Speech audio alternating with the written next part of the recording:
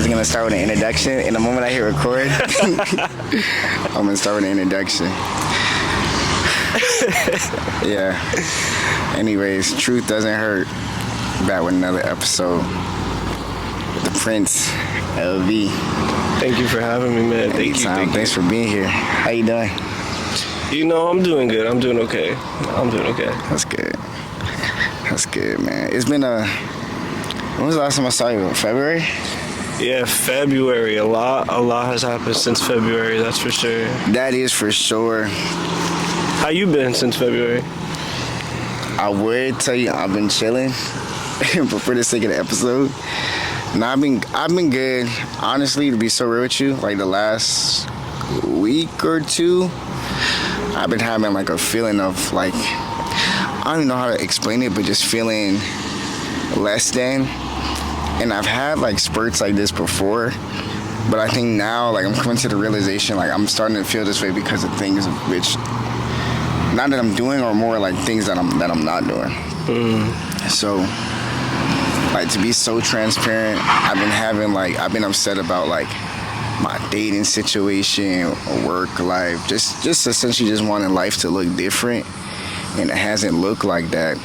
And I felt as if like I've had the same conversation 100 times about like what isn't going on, and like bringing it back up again to dig deep into it is just. Yeah. Like it feels like I'm being annoying. Like it's just tough to bring up. Yeah, it's definitely a difficult topic. I mean, if you don't mind me asking, what are you doing? If there's anything that you tried changing?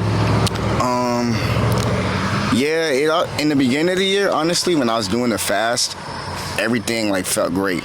And then the crazy thing is, the episode before this was just like stuff that the fast was teaching me, and everything felt great. Like everything was cool. And I think once I fell off and I kind of getting stuck in like my own ways, whether it be depending too much on like what's in my bank account, lust issues, like stuff like that, it's just kind of like threw me off my game completely. And it's almost as if like I feel embarrassed because of that.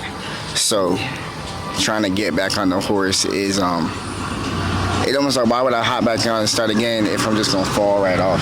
Yeah, definitely. Like, as a man, we all have those issues, and it's something that's difficult to talk about because I struggle with those things as well. Yeah. And I know probably plenty of other guys that struggle with it as well. Yeah. But being open and honest about it is what we have to try to do, even though it's difficult for us. Yeah. In many instances, depending on our past, how we grew up, you know, sometimes you don't want to talk about it, but you have to also remember that you're human. Yeah. And we all make mistakes. So it's difficult, don't get me wrong. Nah, for sure. And I've been struggling the past 2-3 months with my own problems, but you know, the world keeps moving, and that's what sucks about everything. Yeah, it's almost as if, honestly, especially like as a man, it's almost as if like you don't have the which isn't true, but it almost feels as if like you don't have the grace to like let whatever happened to you like process through that and be like, hey, this happened, this is how I'm feeling about XYZ. But for the most part, for me, it's just like, especially if it's something that's consistently bothering me and it's the same thing. Like I was having, I'll be so real with y'all, I was having an issue like with a lust issue, and I got connected with some guys to like kind of talk about it. And we talked about it, like whatever steps are necessary to not like fall into those things. And I was doing great, like, you know, updating on my progress, and it was going cool, like just trying to take accountability the best way that I could. And then when I fell off, I remember I texted my homeboy and was like, you know, we were talking about it, and he's like, you know, like this is part of the process, like you're gonna fall off, whatever. But then it's almost as if, like at least for me, it's just like if I say I'm not gonna fall off on something, and I fall off on the exact thing that I said I didn't want to fall off in, I feel like a failure. So almost anything that I want to do after that, I just hesitate to do it because it's just like, I already said I wasn't going to do this, and I already said I wasn't going to do that, and then here we are. Yeah, I definitely struggle with that same issue. Like, once you fail once, it's difficult to keep moving forward because you kind of set yourself at a standard and you didn't reach that the first time. Yeah. And as a man, you're told to be a man at such a young age, like to man up, to do X, Y, and Z. Yeah. And when you can't do that, it's very difficult to move past failure. Yeah. And I think the biggest word for me, we got a little biker gang out here. I think the biggest word for me that I've kept telling myself is integrity. And I've always told myself, I had a friend told me, she was like, I feel like if you were to ask different people about who Tyler is, you would get a different answer depending on who you asked. And that sat like a brick in my, it's been like a brick in my chest since then, to where it's almost as if like, am I really portraying myself to be the man that I want to be, or it's just like, this group of people, I want them to see me this way, and this group of people, I want them to see me this way. So it's just like, can I really say being myself or being a man of integrity when I'm just always presenting a different version of Tyler? And I think for me, it always comes down to just wanting to be liked. So where it's just, my issue is like, my need for being liked is coming to the point to where it's just, I'm sacrificing the parts of me that are actually me because I want to fit into this box.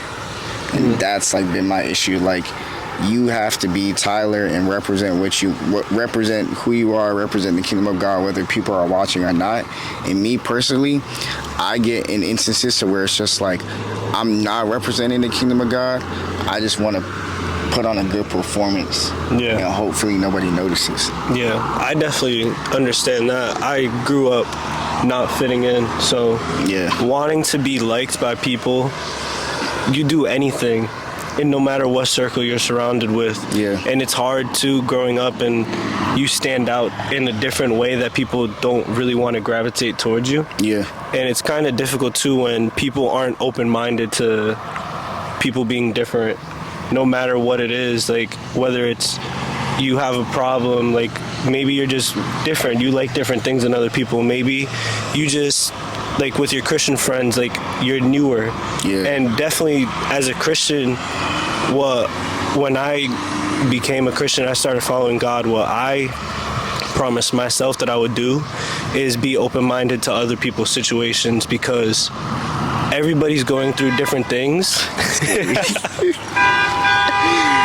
Everybody's going through different things in different walks of life, and it's not fair to judge somebody on their past mistakes. Yeah. And it's not right to judge somebody on them struggling with something, because what if you struggled with it? How would you want people to do it? So when I hear you struggling with that, and I know you and I know your character just by being friends with you, and it's difficult because, it's a love thing. Like, seeing people that you care for in pain sucks. No, I think it's interesting you said that, as far as like telling people like what you struggle with. I feel like I do a good job of that, but I think sometimes I catch myself to where I'm picking and choosing like what struggles it is that I'm telling people. Like, if I know that like, oh, I struggle with lying, then I'll just tell somebody that. But then like once it gets deeper, we're like lust, like stuff that I brought up to people, lust, premarital sex, like masturbation, like all that stuff, to where it's just like you feel gross like putting it out there. And it's just like, now the one thing that I'm trying to hide and like, kind of keep my thing in my like little dark closet here, it's not just my thing anymore, and people know. But then I think that's where the great thing where accountability comes in, because then like I really believe to where it's just like God can't, like, you're not gonna allow God to work the way he needs to work in your life if you're not bringing everything to him. And I always try to tell myself, like, if I'm gonna be friends with somebody and we're gonna sit there and talk, like we have our moments where we can sit down and talk, like I have to talk about what's really going on. At the end of the day, like, I can't let the fear, it's almost like the fear of people knowing what I'm trying to hide, because like there's shame to that. So it's just like, it's not even like more, I don't even feel more fear about doing those things in the moment, or like, feel bad about like what I did. It's just like, I'm scared, what if somebody finds this out? Because then if this group of people find out, they only know Tyler as being this person.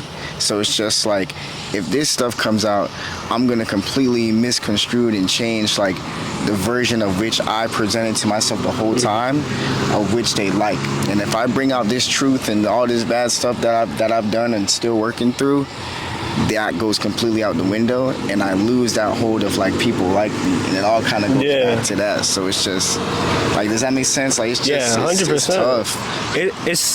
It's difficult because you want to be liked, and you want to be loved, but sometimes it's like, the easiest way to put it is like, people should love you for who you are. But people are scared to love somebody who's different, or to love somebody who's struggling.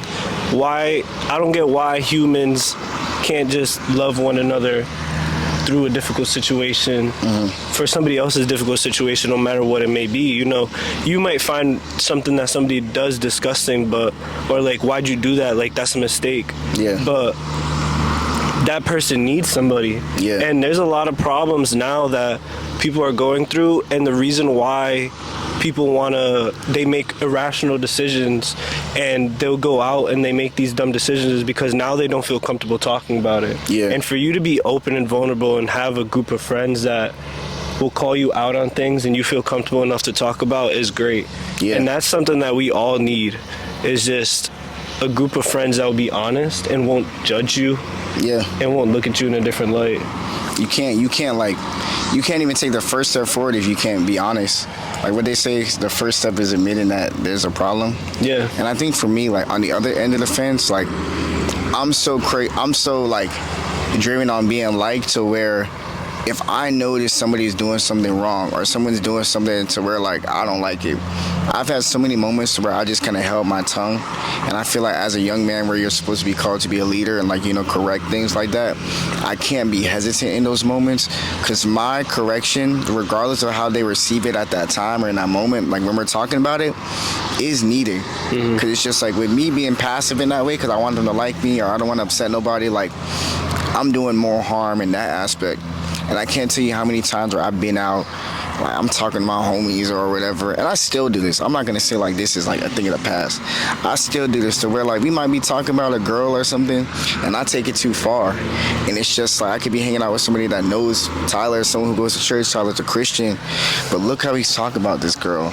So it's just like, I've probably done more damage, or even worse, I probably made the view of how people view Jesus and Christianity a joke, just based off my lack in the ability, not the ability, but like just based on my willingness to go and take action for the kingdom of God. And I'm not saying like I should sit there and just give somebody a whole sermon or whatever, because I feel like sometimes like that can do more harm than good.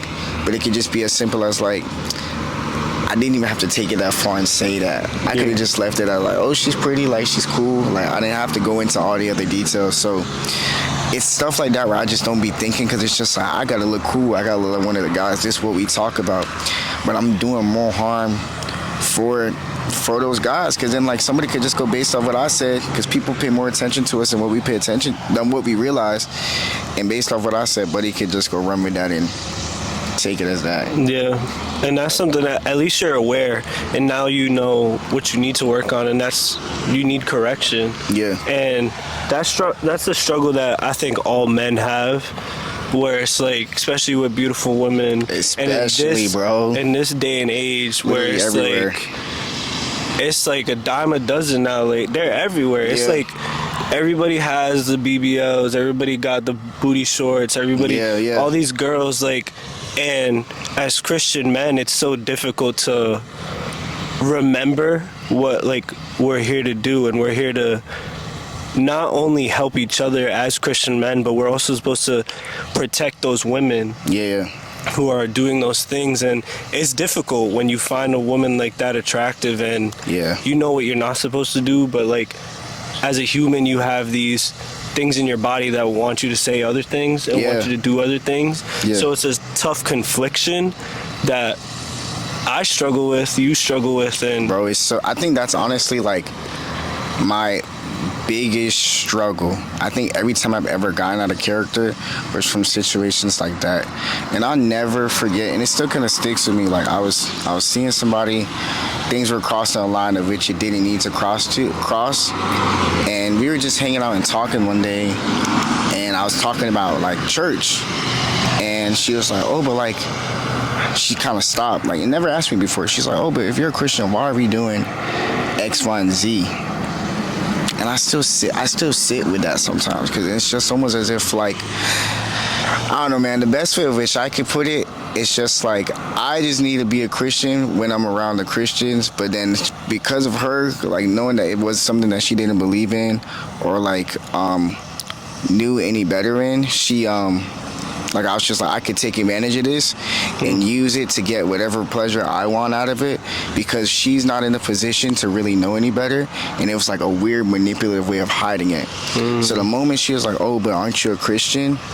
I think I gave her like some dumb excuse, like, oh, well, you know, like, sometimes you just have urges, like, which is true, but like, based on what we believe in and the authority that God's given us, like, and me knowing better, like, at that time, like, I couldn't, it was dumb of me to say, to just put it as just an urge. Like, Christian or no Christian, you're always gonna have an urge regardless. But in that moment, I kind of looked at it as like, I'm going after this girl or these women because they don't know any better as far as like in what I believe in. So I'm gonna use this as an advantage to like kind of do what I want to do in the dark. It was like a terrible like workaround. Yeah. But then I would say like, oh, I want a Christian woman, the woman of God, but I'd purposely not pursue them because they would hold me accountable to not doing those actions and all that stuff. And when I say that out loud, it's just like, bro, that's crazy. Yeah, you wanted comfortability. You didn't want growth. Yes, bro, and it was just like, I wanted the title, but nothing else that came with it. Yeah, and saying that out loud is crazy. I just put my business out there, but like, that's just that's just what it was. Like, and I think about that, it's just like, it really is important, like, on every aspect. Like, I can't just be a Christian on Sunday or whenever I catch people throughout the middle of the week. Like, you have to be like constantly. And I still think, I'll never forget that. I still think about that. Being a Christian isn't easy. It's not. People think, oh, because you have faith in God, everything's gonna go well. You love God, you trust God. Now everything's sunshines and rainbows, when really the trials and tribulations of being a Christian is 10 times harder than not even believing in a God, or believing in a religion. Because now that you believe in God and you are reading your word and you're following Jesus, now you have rules that you can't break. And it's like, for me, I'm like a rule breaker. I like toeing the line of like, you know, like doing things you're not supposed to do, but like not going over like super extreme. Yeah. So when I see rules, I'm kind of like, okay, maybe how can I finagle my way to like do this but not break a rule? Yeah. So it's like, it's hard being a Christian when that's how you think. And I had to correct myself many times and be like, nah, I can't even do that, because I have to just change my mindset and be like, no, like you can't cross that line in the sand. Yeah, I think for me also, it was just like, I had to come to terms with like how sinful like me as a man like really is, especially like whether it be a lie or like lust specifically, because it was almost as if like, you ever been around people to where it's just like, yeah, like, you know, I love God, like, I'll never do that, like, that's, you know, terrible, blah, blah, blah, whatever. And that's a good thing. I do believe there are some people who are really like doing their very best and are completely aware of the steps of which is needed to avoid the sin. But I think what I've realized recently for me, and what I think that God is still working through me to where we're able to take the steps, a lot of the sin of which I took in, I only, whenever I was around people and I was like confessing around it, I would always be like, oh, I'm so distraught, I can't believe I did this, to the point to where like I would honestly like cry. And I honestly feel like that was a performance. And the reason why I say that was a performance was because I knew in the moment, or like when I left from there, like I just enjoyed the action of whatever I was doing so much to where like I knew I didn't care, but I also knew like I shouldn't be doing it. So it's just like, I still like what I'm doing, but I know it's like, you know, bad for me. It's like, you ever walk past someone who is smoking and be like, oh, you shouldn't be smoking, and they be like, oh, I know. But it's like, whatever, it's just what they like to do. And that was me. I was treating like a smoker would, like, yeah, this is damaging me, but, you know, I still like to do it. I had to like get in front of God and be like, hey, God, I just like doing this. And at the end of the day, like, it is an action that, you know, it's a desire that God gives us, and it, you know, it's an enjoyable thing, but it has to be set in the confines of which He allowed it to be in. So I tell myself that, but I'm just like, God, I do like doing this, but help me to like being obedient to you more than my satisfaction are more than just going out and meeting women. And like I've been trying to set up my boundaries to like, you know, do that, which has been recently like really tough. But I think that's like one of the things where I've just been trying to like come to terms to. Like I really have to tell myself like you're a human male and the girl's attractive. Like it's normal for you to feel that way. So yeah, and that's a normal Yeah. thing, and women feel the same way just like us. I think so, but yeah, for women, I don't know why we struggle so much more. I don't know if it's just like a male yeah, dominant thing, kind of, that like we want to be like, when we get around other guys, we want to like prove Like, a point. yeah. So like we do these things so now we look cool in front of the guys. Yeah. Because like girls, they don't care about, like they have those urges, but they know how to fight them. yeah. And it's hard to be a guy and have those urges. I think because we're so like visual too. Yeah. Like it's just like me, I could be like, oh, like she's shaped the way I like. Yeah. And from there, your mind's on go. And at least from how it's been explained to me, like women would tell me like it's a lot more of like an emotional thing. So like there are different steps in front of that. But I don't know. I just feel like the lust issue in church is like talked about, but I feel like it never goes into how like deep it is. And, you know, I was so dumb when I was younger, and I was actually like doing great before I had lost my virginity and all that. I was so like, I'm not gonna do this till I get married. I'm not gonna do this, blah blah blah. And then like it got to a point to where like, okay, I want to do this, but I should wait for this. And I was so dumb enough to tell myself, oh, if I do it one time, then I won't think about it anymore, and I'm good. And I feel like if I never fell into that lie, I think I'd still be on my discipline track. But it was one of those things like once you experience that one time and that level of intimacy like with a person, It's an addiction. like it really jump starts like An addiction. an addiction. It like, really is an addiction, in the because worst way. once you make one little mistake, it's like a crackhead. Yeah. Somebody just starts off smoking cigarettes, smoking weed.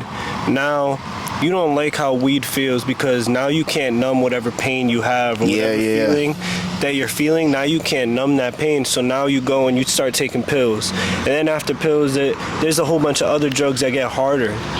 So now it's like, it's really an addiction because it could start out just like a kid, you don't know, you're growing up, and you start out with masturbation. Yeah. Then you start out having sex.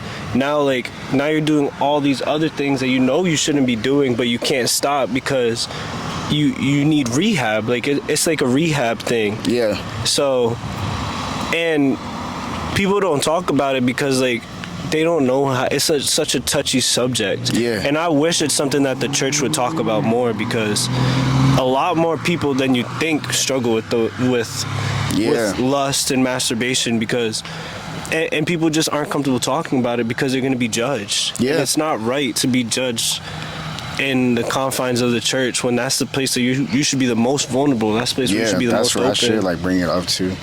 I don't know. It's just really something to where like it's some. And you know it sucks.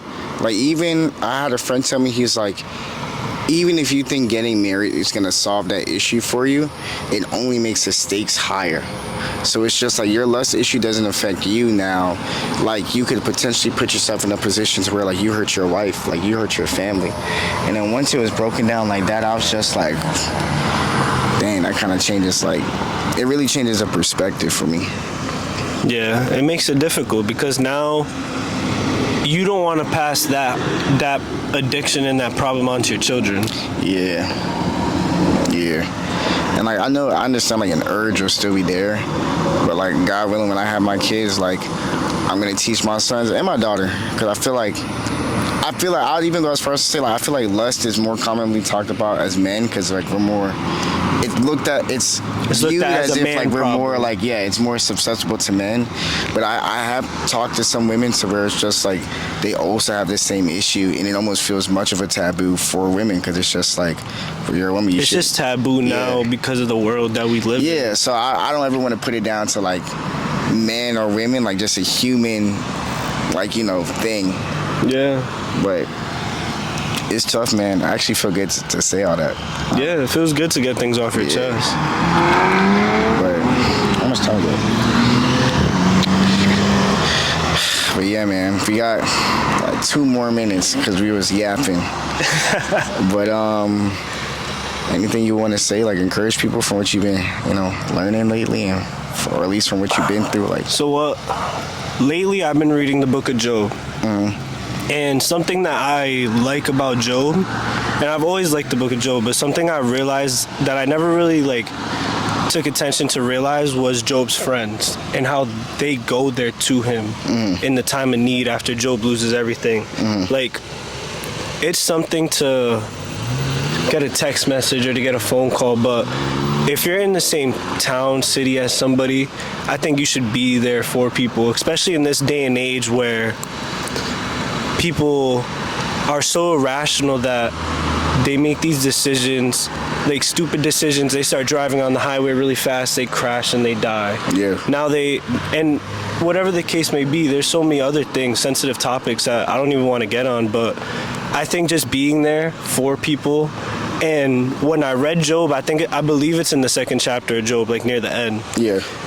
When Job's friends get there, they don't say a word. They sit there with Job for 7 days, and they let him process everything that he's going through. But they don't speak to him. They allow Job to say the first words, and they just sat there with him for 7 days. And just heard him out. And he didn't even speak. He just sat there for 7 days. And I think that's something that we need now, is just something just a time of peace and quiet with the people you love and the people you need when you make a mistake or when you really just are going through a bad situation. Just a phone call. Just sit on the phone. You don't have to speak. I think just being there for your friends so that way they know, so that way now they don't make a decision that could end their life. Yeah. You just want to be there for people. Yeah, there's so you said there's an importance in being present. Yeah, 100%. Yeah. There's importance in being present. I think we can end it on that one. Yeah, nice little nugget. Nice little nugget with the view. That motorcycle scared me. I gotta figure out a way to cut that out. It's so embarrassing. But yeah, everybody, episode Truth Doesn't Hurt. Lewis, I appreciate you, man. I love you, man. Thanks for having me, bro. Man. Thanks for having me. Of course, anytime. Y'all tune in, lock in. Tune in, man. One of the best podcasts out there. You're gonna be big, man. I'm telling you, Grant. What they do? Emmy? Yeah. Yeah. That one. Give him the Emmy. Much love, y'all. Holla at y'all. All right, man.